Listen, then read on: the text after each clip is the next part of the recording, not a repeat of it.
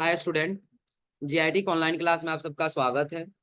और आज की क्लास में जानेंगे कि यदि एचटीएमएल में एचटीएमएल के माध्यम से यदि अपने बैकग्राउंड में बॉडी के बैकग्राउंड में क्या करना हो, कोई यदि इमेज लगाना है तो कैसे हम लोग इमेज लगाते हैं।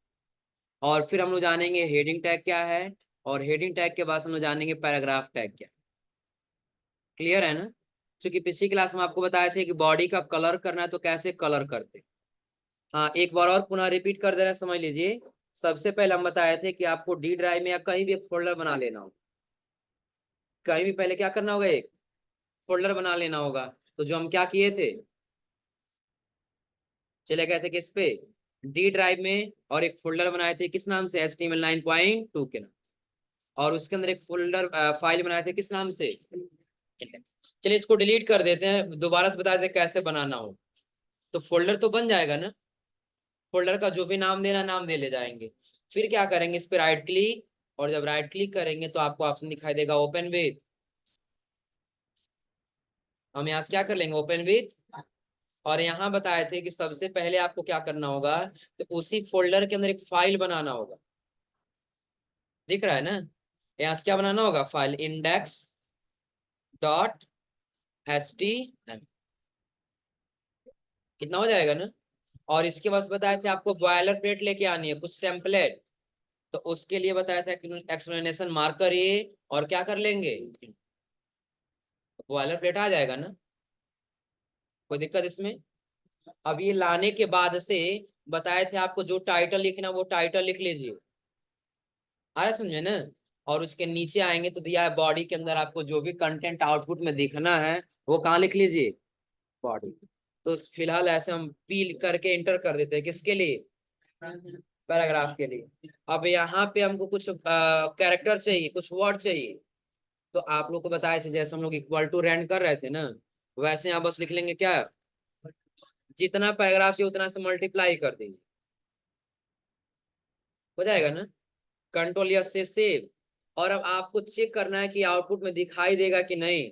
तो उसके लिए आप लोग को बताए थे कि एक एक्सटेंशन सेलेक्ट करेंगे। क्या करेंगे, यहाँ से एक्सटेंशन, और एक्सटेंशन का नाम क्या होगा, सर्च करेंगे यहाँ पे लाइव सर्वर। क्या सर्च करेंगे, लाइव सर्वर। क्लियर है ना? यानी कि सबसे पहले हम अगर जो ये फाइल बना लिए index.html नाम से, और आउटपुट चेक करना है कि कैसे दिखाई देगा इतना, तो उसके लिए बताया हमको क्या करना होगा। अभी तो हमारे में गो लाइव का ऑप्शन दिख रहा है यहाँ ना, क्योंकि हमारे में यहाँ से एक्सटेंशन, और एक्सटेंशन में कौन सा, लाइव सर्वर इंस्टॉल है। और अगर जो नहीं होगा तो आप यहाँ सर्च कर लेंगे क्या, लाइव सर्वर, हो जाएगा ना। क्लिक करके इसको क्या कर लेना होगा, इंस्टॉल कर लेना। इतना हो जाएगा। और इतना करने के बाद बताएं, जब ऐसा कर ले जाएंगे तो आपको यहीं पे एक ऑप्शन दिखाई देगा गो लाइव का। क्लिक करेंगे तो डायरेक्टली आपको कहाँ लेके जाएगा, आउट। तो जो कंटेंट लिखे वो दिखाई दे रहा है ना। पिछली क्लास में बॉडी का कलर करना बताए थे, तो उसके लिए कहाँ जाना था हम लोग को, बॉडी के अंदर। और क्या लिखना था, बनली बीजी कलर। और आपको जो कलर चाहिए वो टाइप कर लिए, जैसे हम दे दिए रेड चाहिए। कौन सा कलर चाहिए, रेड चाहिए। तो रेड लिख दिए सेव। और सेव करने के बाद से कलर रेड हुआ है। अदर कोई कलर चाहिए तो रेड को हटा करके अदर कोई कलर लिख लीजिए।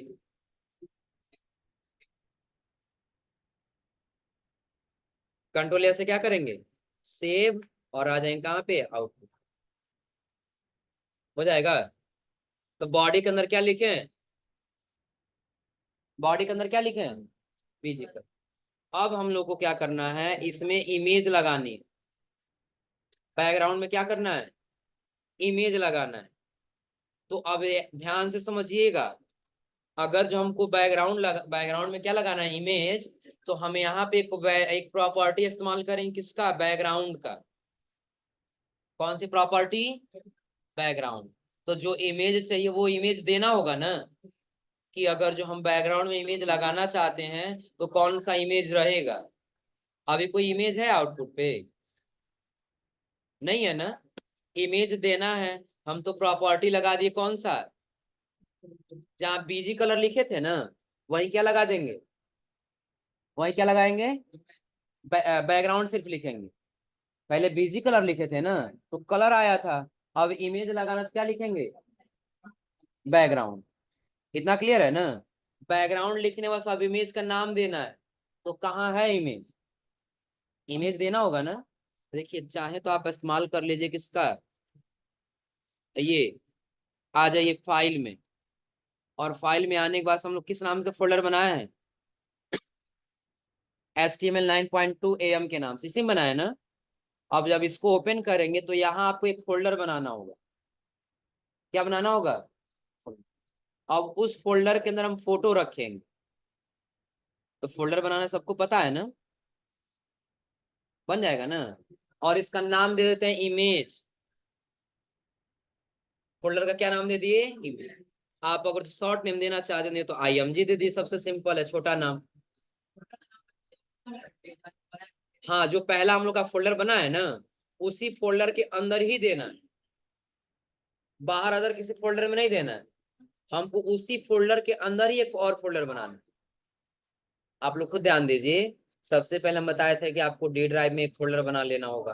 तो आप लोग डी ड्राइव में गए होंगे और एक फोल्डर बनाए होंगे जहाँ पे डाटा स्टोर है, किस नाम से, HTML 9.2 के नाम बना हुआ है ना। अब इसी पे अगर हम राइट क्लिक कर रहे हैं, तो राइट क्लिक करने के बाद आपको एक ऑप्शन दिखाई दिया किसका, ओपन विथ कोड। तो जैसे हम ओपन विथ कोड किए तो ऐसे हमारा कोड ओपन हो गया है। अब इसी के अंदर इमेज चाहिए, तो जो फोल्डर बना है ना, उस फोल्डर को पहले क्या करेंगे, ओपन। और उसी के अंदर एक फोल्डर बना लेंगे, आपको जिस नाम से बनाना हो नाम टाइप कर लेंगे, हो जाएगा ना, कोई दिक्कत इसमें। चलिए, उसके बाद से क्या करना होगा, आपको फोटो डाउनलोड करना होगा।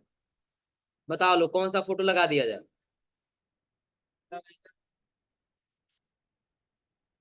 फिर ऐसे हम कुछ इमेज सर्च कर ले रहे हैं, फ्लावर्स इमेज ले लेते हैं, किसमें आ जाएंगे, बहुत सारा इमेज दिखाई दे रहा है ना। ऐसा लगाया जाए जिसपे कंटेंट भी दिखाई दे ना।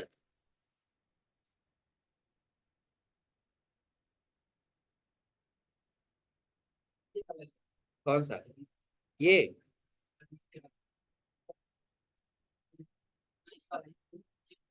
ये, चलिए ये वाला ले लेते हैं। इसी पे क्या कर लेंगे, राइट क्लिक।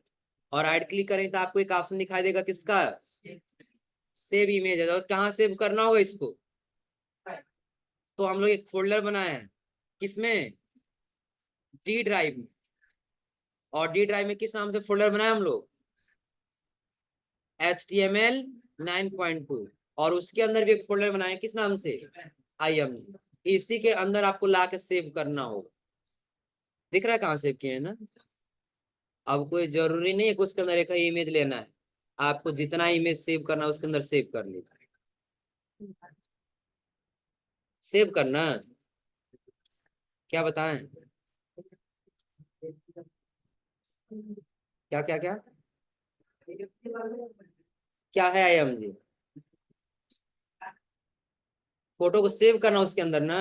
तो फोटो सेव नहीं कर पाओगे, एक बार और बता दें, तब दोबारा नहीं बताना पड़ेगा ना, तब पूछेंगे ना। अब कौन सा इमेज सेव कर लिया जाए, चलो ये वाला ले लेते हैं। इसी पे क्या कर लिए, या ये वाला लेते हैं।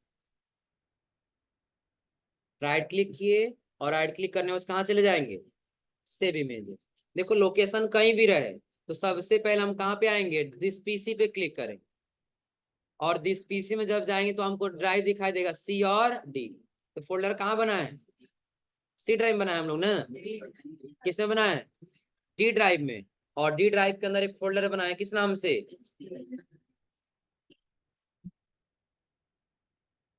HTML 9.2। उस फोल्डर को क्या कर लेना होगा, सेलेक्ट कर लेना होगा, यहाँ है ना। अब जब इसको ओपन करेंगे तो आपको एक फोल्डर दिखाई देगा किस नाम से, इमेज के नाम से। अब इसके अंदर आपको वो फाइल क्या करना होगा, सेव करना होगा यहाँ से। अब कर ले जाओगे ना। फिर दोबारा से एक बार बता दें, इसको सारा क्या किया, हटा दिए, यही है ना। और हटा के कंट्रोल एस से क्या कर लिए, सेव। और जब आउटपुट में आ जाए तो अब कोई बैकग्राउंड इमेज नहीं दिखाई दे रहा है ना। तो पहले बताएं कि आप लोग जहां अपना फोल्डर बनाए हैं उसी फोल्डर के अंदर क्या करेंगे, एक और फोल्डर बना लेंगे। किस नाम से बनाए हम लोग फोल्डर, IM। अब आपको जो नाम देना वो नाम दे सकते हैं, बैकग्राउंड दे सकते हैं, इमेज दे सकते हैं, आप अपना नाम दे सकते हैं, बस समझ में आनी चाहिए कि आपने फोल्डर का नाम क्या दिया है।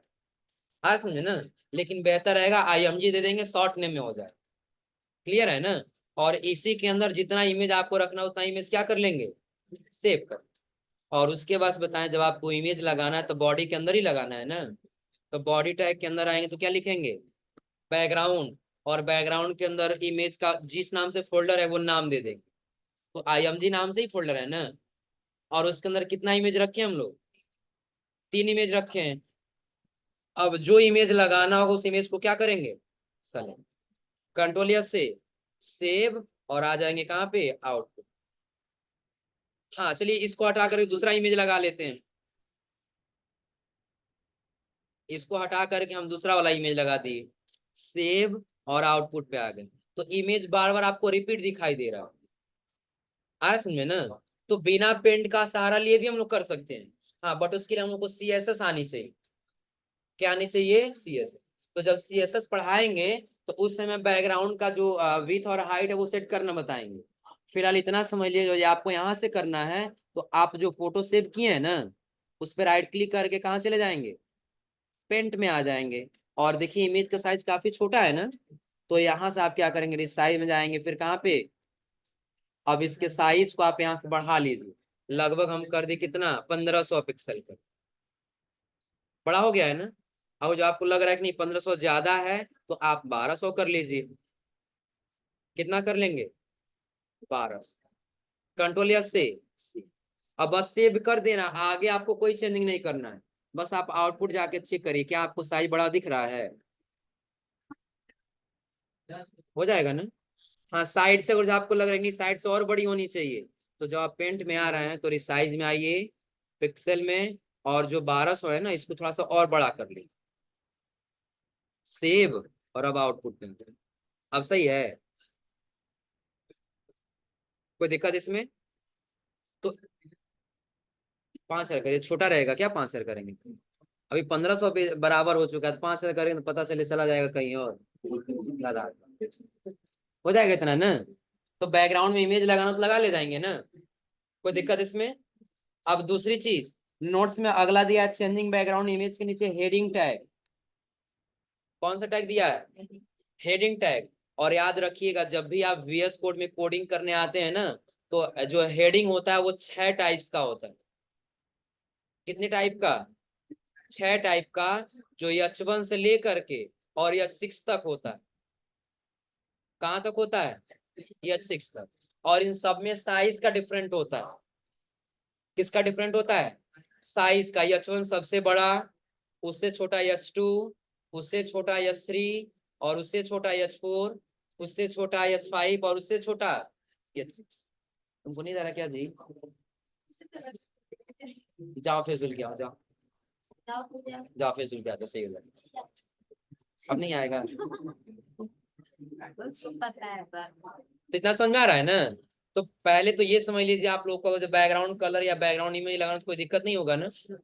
चलिए इसको हटाते हैं और दोबारा से हम लोग जानते हैं हेडिंग टैग के बारे में। किसके बारे में, हेडिंग टैग। तो हेडिंग बताएं कितने टाइप्स के हो जाएंगे, 6।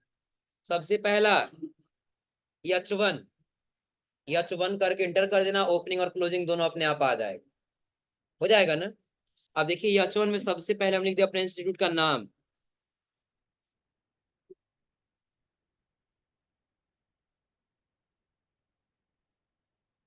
हो जाएगा ना। अपने इंस्टीट्यूट का क्या लिख दिए ना, सेव किए और आउटपुट पे आ गए। तो क्या आपको गायत्री इंस्टीट्यूट ऑफ टेक्नोलॉजी दिखाई दे रहा है ना। तो किस टैग का इस्तेमाल किए हम लोग, H1। चलिए इसी के जस्ट नीचे हम H2 कर दे रहे हैं, क्या कर दिए, H2। और यहाँ लिख दिए रेलवे स्टेशन रोड,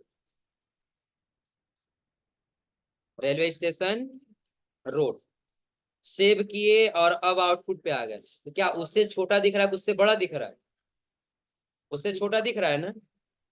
तो पहला वाला कौन सा है, H1 और उसके नीचे वाला H2। चलिए इसके बाद से हम कर देते हैं H3। इसी के जस्ट नीचे क्या कर दिए H3 और H3 में कर दिए पडरौना कुशीनगर। सेव और उसके बाद से आउटपुट, तो क्या उससे छोटा हुआ है? हो जाएगा ना। और H3 के आगे हम कर दिए क्या H4, और H4 में हम कर दिए यहाँ पे क्या कॉन्टेक्ट नंबर।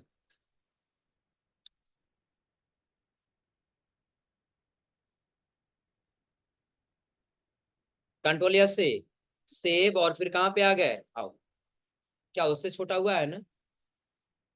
हो जाएगा।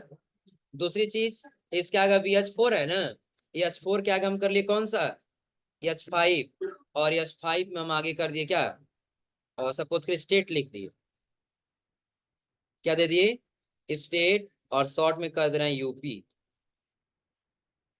क्या कर दिए, हो जाएगा ना। और एक और H6 कर दिए, और H6 में नहीं हो तो क्या दे दिया जाए डिटेल, ईमेल दे दिया जाए।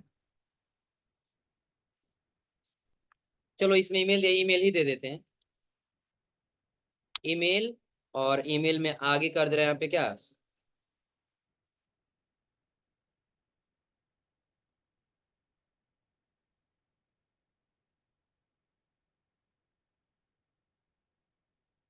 ईमेल टाइप कर लिया, कंट्रोल एस से सेव, और अब आ गया आउटपुट पे। तो क्या अब आपको हेडिंग का क्रम वाइज दिखाई दे रहा है? सबसे पहले हम कौन सा इस्तेमाल किए हैं H1, उसके बाद से H2, और H2 के बाद से H3, और H3 के नीचे उसके नीचे, और H5 के नीचे H6। हो जाएगा ना। हाँ क्या हुआ, हाँ हेडिंग का साइज बड़ा कर सकते हैं, ऐसा नहीं है। हर में ना, वो स्टाइल में आप लोग बताएंगे फॉन्ट का स्टाइल किया जाए, जो फॉन्ट का साइज बड़ा करेंगे वो बड़ा हो जाएगा, ऐसा नहीं है। बट याद रख लीजिए, समझ लीजिए क्या है कि कहीं अगर जो काम कर रहे हैं हम लोग ना, और वहां पे ये कहा गया, या फिर कहीं हम वेबसाइट डिजाइन कर रहे हैं, तो वहां हमको लग रहा है कि यहाँ पे हेडिंग बड़ा ही रखना है। हाँ समझे ना, थोड़ा सा अच्छा दिखाई दे, मोटे कंटेंट में रखना है, तो उसको हम रखेंगे किसमें H1 में। थोड़ा सा कम में रखना है तो H2, उससे कम रखना है तो H3। यानी कि जहां जैसे जरूरत पड़े वैसे टैग का हम इस्तेमाल कर सकते हैं। लेकिन यदि आप सोचें कि H6 के बाद हम H7 कर लें, तो H7 कोई हेडिंग टैग नहीं है। आया कोई ओपनिंग टैग क्लोजिंग टैग, तो कितना टैग होगा 6। छह, अब उसी को रिपीट करते जाएंगे। आ समझे ना। अब आपको कोई एक वेबसाइट डिजाइन करना है, तो कोई जरूरी नहीं कि आप H1 से लेकर के H6 तक सारा इस्तेमाल करें, और कोई ये जरूरी नहीं कि आप H1 एक बार करें दोबारा नहीं कर सकते। ये H1 आप एक बार नहीं, एक वेबसाइट में 1000 बार यूज करना चाहते तो 1000 बार कर सकते। ये आपके ऊपर डिपेंड करता है। आ समझे ना, कोई दिक्कत इसमें। अब देखिए H1 हम ऊपर लिखे हैं ना, अब इसी H1 को हम कॉपी किए, और नीचे ला करके जितना बार चाहिए उतना बार हम क्या करते गए, पेस्ट करते। अब ऐसा नहीं, को प्रिंट नहीं होगा, जितना बार लाएंगे उतना बार प्रिंट होगा। सेव करिए और आउटपुट पे आइए, हो जाएगा। कोई दिक्कत इसमें। तो यदि VS कोड में बैकग्राउंड में इमेज लगाना हो, हेडिंग टैग का यूज करना है, हेडिंग कितना हो जाएंगे H1 से लेकर के H6 तक, और 6 टाइप्स की हेडिंग का इस्तेमाल करना हो तो कर ले जाएंगे ना। कोई दिक्कत इसमें। अब चलिए हेडिंग टैग के बाद से अगला आता है पैराग्राफ टैग। अगला कौन सा टैग है, पैराग्राफ। अब चलिए पैराग्राफ समझने के लिए काम करते हैं, इसको हटा देते हैं यहाँ से यहाँ तक। और H2 हेडिंग में हम दे दिए what is computer, what is computer. Control S से सेव कर लिए, और आगे कहाँ पे आउटपुट। तो सिर्फ एक हेडिंग दिखाई दे रहा व्हाट इज कंप्यूटर ना। हो जाएगा। अब बताओ लोग कंप्यूटर क्या है, तो उसका कंटेंट लिखना होगा हमको नीचे ना। तो उसके लिए हम पैराग्राफ टैग का इस्तेमाल करेंगे। किस टैग का, पैराग्राफ का। अब इसका वो तो पता होगा डिफिनेशन ना, वही डिफिनेशन यहाँ लिख देंगे। जैसे सपोज करें हम लोरेम का इस्तेमाल कर ले रहे हैं, समझने के लिए किसका इस्तेमाल कर लिए, सेव किए और आउटपुट में आ गए, तो व्हाट इज कंप्यूटर, उसके नीचे डेफिनेशन हो जाएगा ना। अब सपोज इसके नीचे आपको इनपुट डिवाइस लिखना है, तो आप इसी के जस्ट नीचे एक और टैग लगा लेंगे, H2 या H1 जो भी लगाना। हम H2 ही लगा लिए दोबारा से, और कर दें यहाँ पे क्या, इनपुट डिवाइस, इनपुट डिवाइस।